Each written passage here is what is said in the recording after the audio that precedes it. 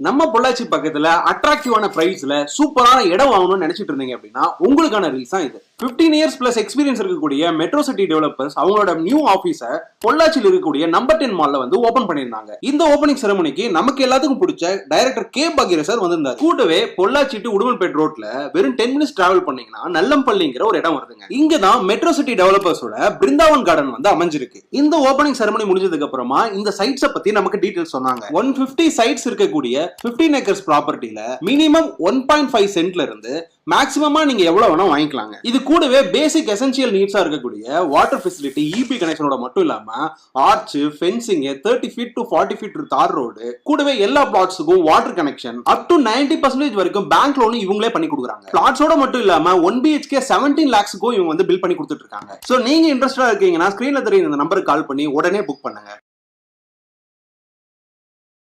நம்ம பொள்ளாச்சி பக்கத்துல